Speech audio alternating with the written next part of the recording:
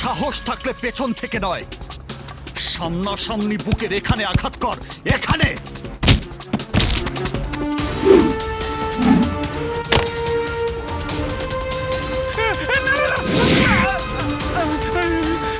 এখন নিশ্চয়ই বুঝতে পেরেছিস মৃত্যুর ভয় কত ভয়ঙ্কর, আর মৃত্যুকে যে ভয় পায় কাউকে মারার সাহস তার থাকে না।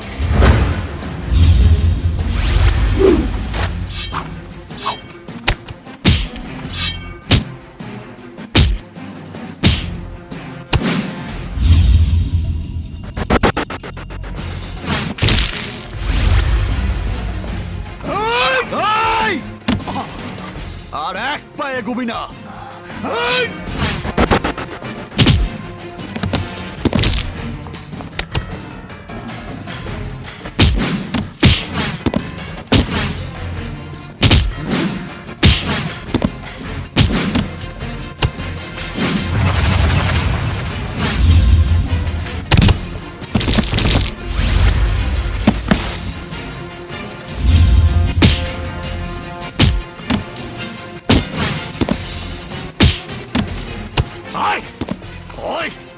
সাহস থাকে তো আমার বাবার গায়ে হাত দিয়ে দেখ, তোদের শরীরে সেই হাত থাকে কিনা।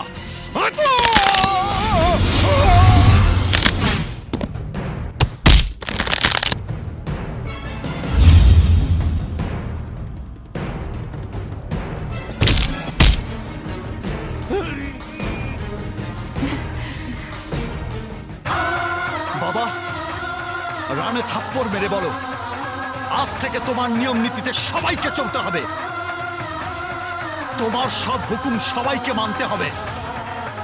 দেখি কে বাধা দেয়।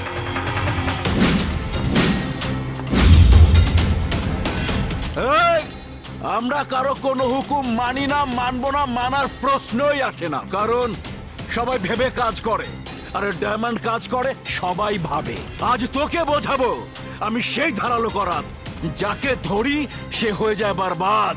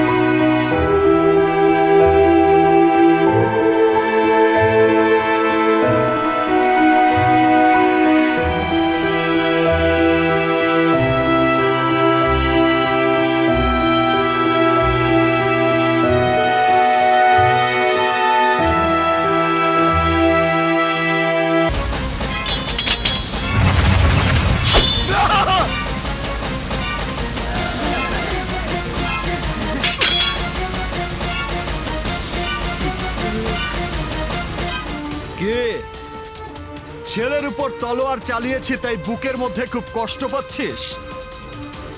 যখন অন্যের সন্তানকে নির্মমভাবে হত্যা করেছিস তখন কি তোর এই হাত দুটো একটুও কাঁপেনি? তুই কি মনে করেছিস একমাত্র তোর সন্তানরাই আদরের, আর এই গরিব দুঃখী অসহায় মানুষের সন্তানরা ডাস্টবিনের আবর্জনা? তোর জন্য আমার খুব দুঃখ হয়, এদের বদলে ওই গরিব মানুষদের মুখে যদি দুবেলা দুপুটো খাবার তুলে দিতি, তাহলে তোর মৃত্যুর পরেও এই গরিব মানুষটা তোকে মনে রাখতো। যদি কোনো মুমূর্ষু রোগীকে সুস্থ করে তুলতি, তাহলে সে সারা জীবন তোর জন্য দুহাত তুলে দোয়া করত। কিন্তু তুই তা করিসনি। শোন, এই জয় পরাজয়ের খেলায় হয় আমি জিতবো আর নয় মরবো, কিন্তু এই খেলায় অন্য কাউকে আর মরতে দেব না। যা, ওকে হাসপাতালে নিয়ে যা। যদি কোনোদিন তোর ছেলে সুস্থ হয়ে আমার সাথে লড়াই করার মতো অবস্থায় ফিরে আসে, তখন আমাকে খবর দিস। ঘন্টা, দিন, সপ্তাহ, মাস, বছর যত সময় লাগে লাগুক, তাতে আমার কোনো আপত্তি নেই। Only one call. শুধু তোর একটা ফোন পাওয়া মাত্রই আমি এখানে এসে হাজির থাকবো। অসম্ভব! ওদেরকে সেই সুযোগ দেয়া যাবে না।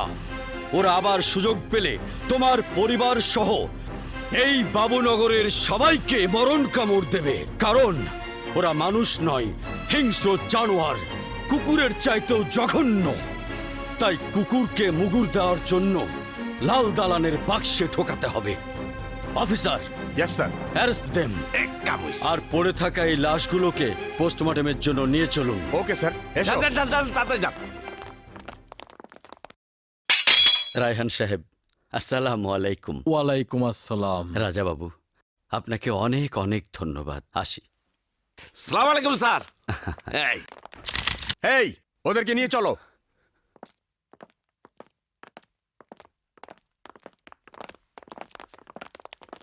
স্যার, ওই ফোলাটারে মাইরে ফাটাইলেন।